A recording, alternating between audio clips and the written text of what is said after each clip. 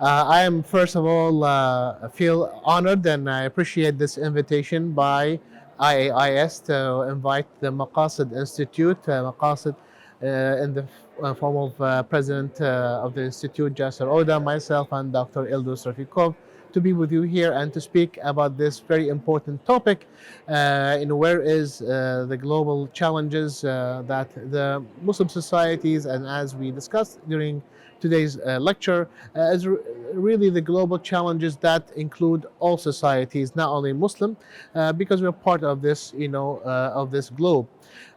Within this, if there's anything that the Maqasid methodology that we advocate and call for, try to break through the status quo by trying to ask some very simple questions.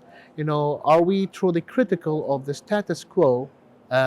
But then, are we also trying to look forward and see if we continue on the status quo, the same set of international relations, the same set of dynamics within many Muslim societies, and if we continue to be on the receiving end of international events, what will happen? Where will be led, and what kind of future we would have for ourselves and our children? Alternatively, the final piece of usually the framework of Maqasid approach, from the word itself, Maqsad, what is our purpose? Can we have a purpose that re-envision our future, that can lead our societies to a better future? So everything has to start with a set of objectives, higher objectives that we can galvanize support in our communities and global community that are concerned about the status quo of what's happening right now. So that is, hopefully we'll head towards that direction.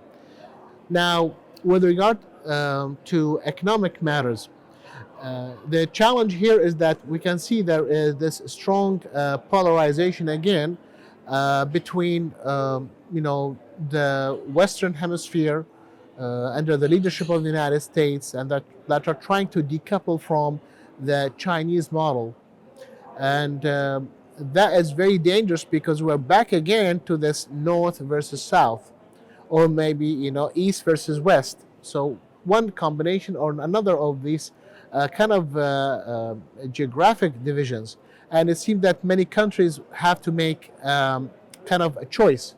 Are you with the United States and its allies and so-called democratic states, or you want to be part of what you call the ordered and the well-ordered societies and communities, if we want to follow, for example, the Chinese Communist Party approach? So this is incredibly important. So then, and the one thing that we need to realize, that in this world, small is not beautiful. You have to be big, and you have to be integrated with like-minded economies and societies, and to improve your and increase and enlargen your footprint, economic footprint. And when you do that, then you're able to argue, you can able to bargain and create a niche. One example of this is, for example, India. United States of America can put a lot of pressure on India to take many positions in support of American policies. However, it cannot stop India from getting oil from Iran, cannot stop India from continue to have relationship with, for example, Russia. So that is why, because India is large and has a meaningful size and a meaningful role in international affairs.